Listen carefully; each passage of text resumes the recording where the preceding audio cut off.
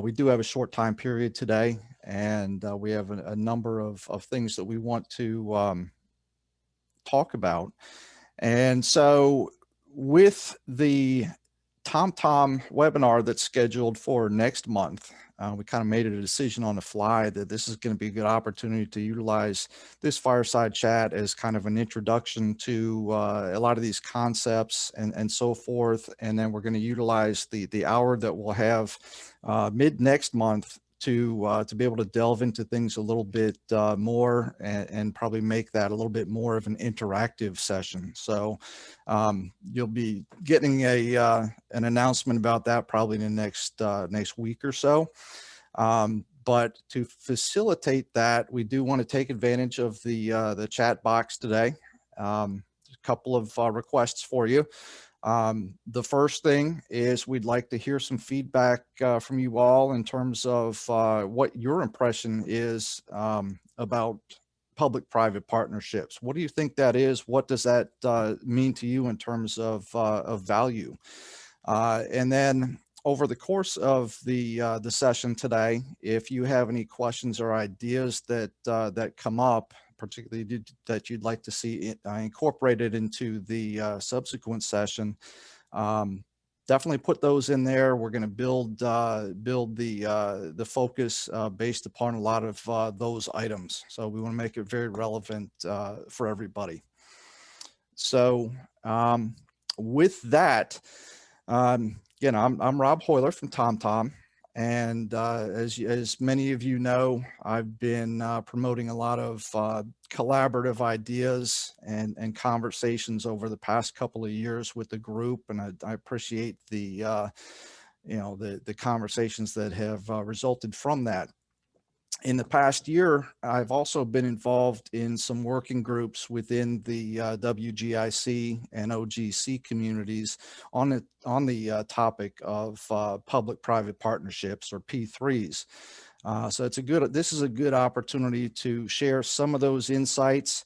And Cy has equally been active in some of those communities as well, and has some good insights that he'd like to share as well. So Cy, I'd pass it over to you to give a brief intro and some of your background. Sure. So I'm Cy Smith. I'm the state coordinator in Oregon. And I've been working with the National Geospatial Advisory Committee on the P3 concept. We've had a subcommittee on P3. We've now got a stakeholder engagement subcommittee that's working along with the P3 subcommittee. They're both very much integrated and aligned. In fact, we're going to have a joint meeting of those two subcommittees soon, because stakeholder engagement is a key to building a public-private partnership. And a public-private partnership, from the perspective of NGIC, is all about supporting the NSDI, moving the NSDI forward. As you all are probably aware, there's a lot of money that is being spent every day on geospatial data in the public sector. There's also an equal amount of money being spent every day in the private sector on geospatial data, being spent building it and being spent using it, in all the different vertical markets, the insurance industry, the energy industry, the timber industry, real estate, et cetera, on and on. Everybody needs geospatial data. The data that's being built to support the public sector is roughly the same data that's being built to support the private sector. It doesn't make sense to spend so much money on this stuff when we're all really building a lot of the same stuff. So a public-private partnership or a whole series of public-private partnerships is the way to go. And the way NGIC is thinking about it is that this is not going to be a national public-private partnership, but it's going to be a whole series of public-private partnerships at the state level, at the local government level, with the private sector, that can all be and should all be aligned to support and promote and build a national spatial data infrastructure. So that's NGIC's way of thinking about this at a high level. And that's some of what you will hear, I think, when Rob is talking about this. He's going to be talking about a lot of ways to set up public-private partnerships at lots of different levels. And he's been working on some of that stuff. Yeah. So, and, really some of that, it all begins with, kind of the misconceptions that are out there with public-private partnerships, and how the term is often misused or misinterpreted. A lot of people think that, okay, I'm sharing some data or selling data to a private agency. We have a public-private partnership. We're doing some basic collaboration. Oh yeah, we've got this public-private partnership going. And really, when we're talking about the NGAC definition and of a P3, there's some specific elements in there for this relationship to be an official P3. So basically, it talks about there being an agreement in place, and that there's shared risk and reward between the public side and the private side. And then ultimately, it's the skills and the assets of the private sector are being leveraged to help the public agency really deliver that product or service or infrastructure for the greater public benefit. So when you look at it from the definition perspective, it's like, wow, this is kind of pretty daunting. And so what we're looking at in terms of an approach is really the importance of kind of keeping that on the horizon, but really looking at the small steps. And I think when you look at it, it's not so much saying, all right, I necessarily want to plug into an existing P3, because that really doesn't exist, at least in the geospatial world. For a lot of the P3s that do exist inside, I know that Oregon has some of these themselves, but typically those are more infrastructure related. Right? Because it's more, you're asking for the private agency to take over, let's say, a specific project end to end, or some maintenance or something. And in the geospatial sense, there's just a lot more to it. There's a lot more dynamics going on. Right. Well, and the existing P3s were set up, a lot of times within the DOTs, for example, to have a contractual relationship where the government contracts for a body of work to build a bridge, build a segment of road, whatever, and sometimes to have the private sector company maintain that and operate that over time. For toll roads, it's operating that infrastructure over a set period of time, and there are similarities with that, but what we're doing, I think, and what we're proposing with P3s around geospatial data there are some key differences. I think you've identified some, and I've heard you talk about some challenges that are out there, some challenges and some opportunities, but maybe you could touch on the challenges first and just talk about that for a minute or two. Yeah, well, I think, there's some common challenges that exist on both sides. And then there's some unique challenges, I think, from the respective sides as well. I mean, the first one is, getting an agreement and contract in place. I mean, that's never an easy thing to do, and especially when there's no blueprint involved. From the state perspective, I know there's a lot of limitations in terms of how data can be shared, and making sure that there's the proper equilibrium of fairness amongst everybody involved. So that's one consideration as well. From the private side, and again, particularly in the geospatial end of things, TomTom doesn't have necessarily capacity to go out and handle a end-to-end project for a public agency. Instead, it's how can we leverage the things that we're already doing to maintain our database, provide certain services to the public and so forth, and leverage some of those things so that way there can be some mutual benefit on both parties. And I think one of the big things to keep in mind is that, again, we're looking for opportunities associated with public-private partnerships, and not necessarily falling into the trap of trying to check all of the boxes from the get-go. I think we need to look and see, what some of our own needs are. From my perspective, the approach that works well for me is really reaching out and having conversations with the state governments and really trying to understand what's going on there and what the needs are. I think so often, um, you know, private companies might, kind of be stuck in sales mode and say, all right, we want to sell X, Y, Z, and hey, this is the product that you got to have. And in reality, that it's going to be a small percentage of the situations that really align well with that. So really, we want to understand where the needs and opportunities are, and then how to generate relevant conversations based upon that. Yeah, one of the things I've heard you talk about, and this really, hits home with me, is that the public sector is the owner of authoritative data, but the public often consumes that data from commercial applications.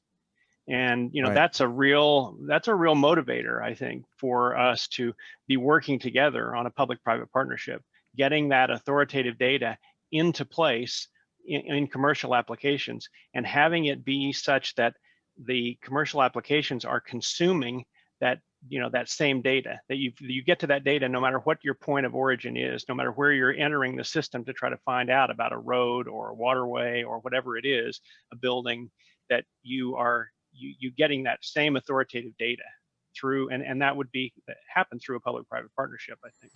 Yep, and I think the understanding has really improved over the years. I think back to early years of data sourcing, and it was like pulling teeth getting source material from government agencies. But nowadays, I think everybody really realizes the benefit of getting the data out there. And again, we're all working towards that public benefit. So Yeah. so we got a good first step there in terms of that P3 definition. But I think there's a lot of opportunity there, or I'm saying opportunity, but potential for artificial barriers to be created just based upon limitations that we've experienced in the past. Oh, this is something brand new. That's not how we do things. Or thinking, geez, this is going to be tough to get the approvals. But I think that if you start the conversations and we can start to generate the potential value that could exist there, and again, understanding that we're not looking for a blanket approach. Each situation is going to be a little bit different. And honestly, not every scenario is going to need to go to a full P3 to achieve the benefits that are needed. So that's something to keep in mind as well. You might get down to the kind of that initial collaborative level, which is an important aspect for building the foundation towards a P3. But you might realize that, hey, this approach is actually working really well, and let's just kind of take advantage of this right now, and not feel like we have to take those next steps, which maybe the timing just isn't right for that. Yeah. So that's one of the things that I was thinking about when you were talking about the sort of the legal aspects is that in a lot of cases, government, when you're trying to get executives and budget people on board with something, they like the idea of structure. They like the idea that somebody else has done this and it works, and that's going to be really important from the government, from the public sector side of this, I think. And so what we're talking about really, because this hasn't been done, there are some examples on the physical infrastructure side, but on the data side, it really hasn't been done very much, if at all. It's, some pioneers are going to have to step up and take some of this guidance that we're talking about, and look at some of the challenges, but also look at some of the opportunities. This is not going to be a cookie cutter kind of a thing, but that's going to be important in terms of building the models and the successful templates that we can use to then the rest of us can step in and say, okay, look, here's what we're trying to do. It worked over here. It worked over there. We need to, step into this because there's so much value to be had. Yeah. I mean, that's a really good point, and that kind of brings me to the kind of what I've developed or designated as a P3+1 concept. So P3 being the public-private partnerships. The +1 element is one of the following P's. So a preliminary approach or a perspective approach, or probably the most importantly, the piloting approach. I mean, whichever one of those has the most comfort for you in trying to promote this, but it's, overall it's that P3+1. We're not going to get there in one step, but there's really the importance of building that foundation through a little bit of trial and error. One of the terms that came up in one of the recent workshops was test small and fail small. Very, very infrequently are you going to have first run success. And sometimes when you accidentally get that first run success, it kind of hurts you in the long run, because you haven't had to work through those pain points. And so really all that does is push it further down the road.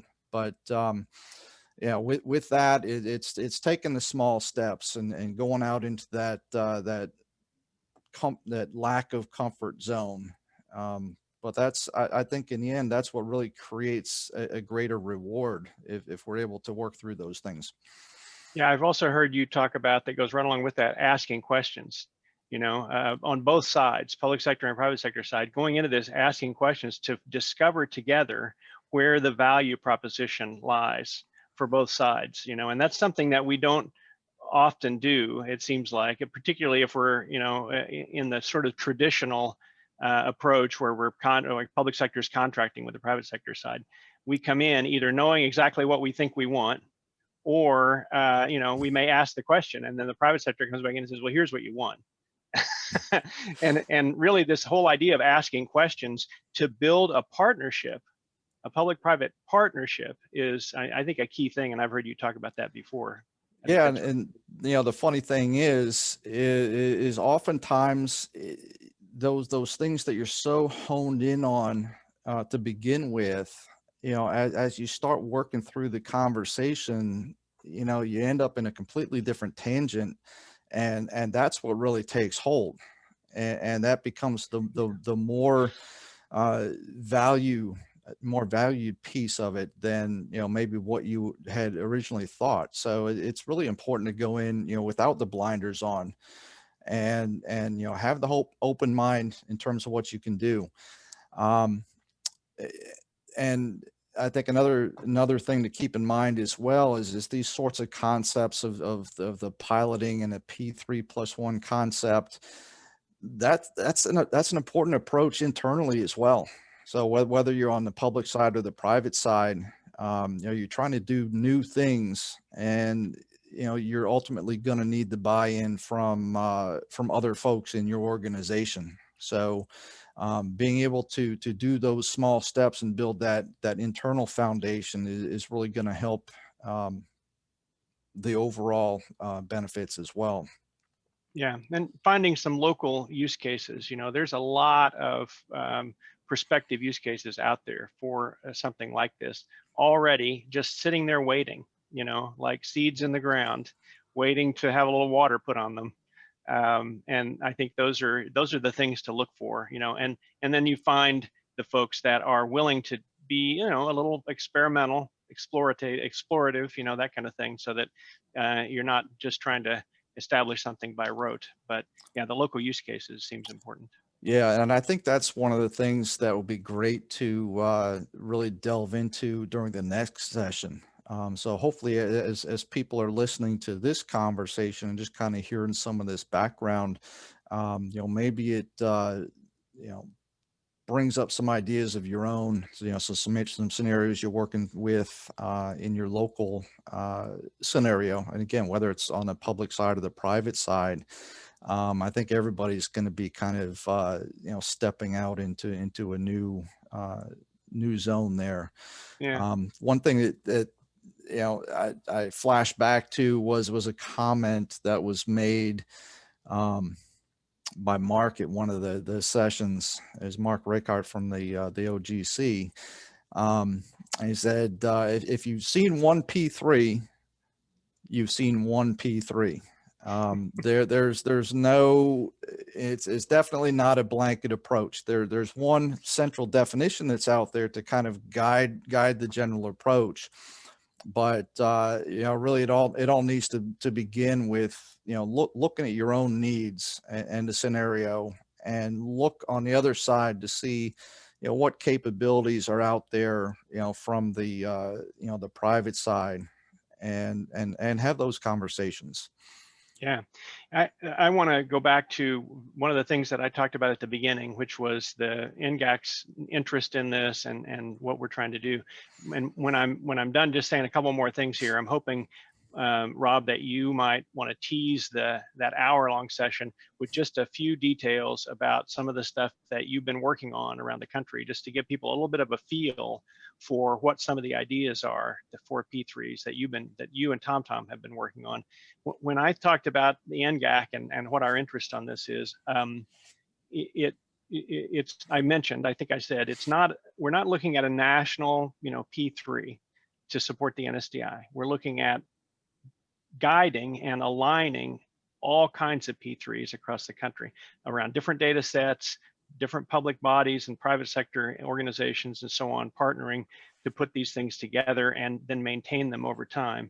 And the idea is that we would have, what NGAC wants to do is, in the next few months, maybe by the end of this calendar year or early in the first quarter of next year, establish a working model for a P3 approach that we could then begin to point to, or maybe a few working models that we could begin to point to, and then we could work on honing those over the course of 2022, leading into, perhaps some congressional action in the next Congress that begins in January of 2023. But the idea of getting these models in place is going to be really important, I think, for everybody to be able to have something that they can see. And the idea of a governance structure around this is that I think we probably need a national governance structure to keep all the P3s that we are hoping to enable and power up to be aligned towards supporting the NSDI. At the end of the day, they'll be operating in a lot of different ways, doing a lot of different things, but I think they need to be aligned. And that's going to mean some national governance that can work on strategy and work on, guidance and so on. So have you got some points that you could make that's kind of maybe tease what you've been doing, that maybe tease that hour-long session coming up? Yeah, really. I'll go really high level. I know we are out of time, but again, I think this is a really good opportunity for all of us to be able to really make a difference in the industry. In talking about some of the initiatives that we've been trying to push, it brings to mind the other P3 that came up as I was kind of pulling all of this together, which is just as important, and that P3 is the patience, perseverance, and practicality. This stuff isn't going to happen overnight. And in some cases there's some things there that happen by accident, but again, there's not going to be that blueprint out there unless we make it. Nobody's going to be knocking on our door and saying, hey, you want to sign up for this P3. It's just not gonna happen. So it's something we can make happen, and I think with a situation like that, that's where the rewards are going to even be much better for us. So, some of the things that we've been doing is really just talking about general collaboration. So building that foundation, asking the questions, having the conversations. There's been a couple of states we've been working with, on Utah in particular, really looking at how we can support collaboration through data validation efforts. So we have access to a lot of data and resources that maybe aren't available to all government agencies. So there's some things that we're doing already. So if we can direct some of that effort to specific things for the states to help make them more efficient in some of the things that they're doing.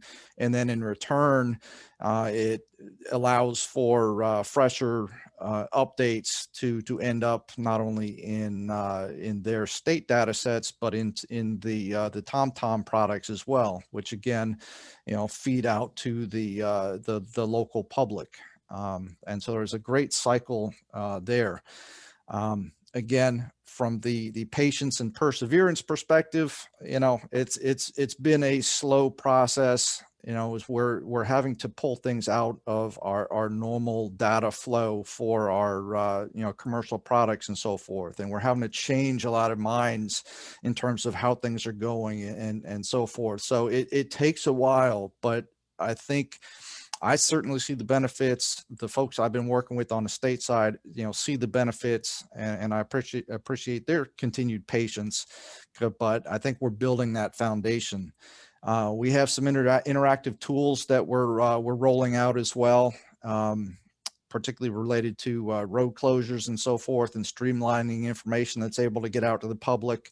We'll provide a bit more of an overview on that during the next session.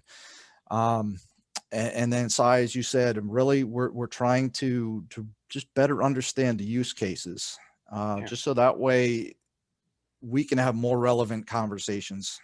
Time is at a premium, not only for this session today, but overall. And so we want to make sure we make the best use of the time. So relevancy is something that's going to be very important for us as well. But again, remember, I think leverage the P3 concept. Don't get stuck on the all the elements of the definition. You'll get there to whatever extent makes sense for your particular situation. And we just need to keep promoting the idea and having the conversations and building that foundation. And with that, it's a great opportunity, Sai, as you said, just for us to set the standard going forward.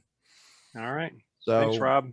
I know we're out of time. I haven't kept tabs on the chat box, but as we said at the beginning, hey, we're going to pull that information. We're going to review that and really build our next session from that information. So again, there's still time to put some comments in there, and you can feel free to reach out as well if you have anything that you'd like to see during that next session, and we'll do our best to make that happen.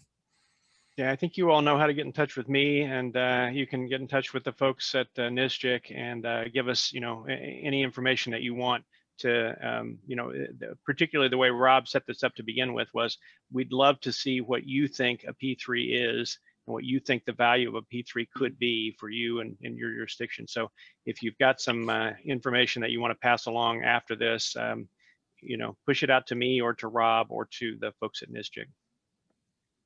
Thank you very much for your time, folks. Thanks, everybody. All right. See ya.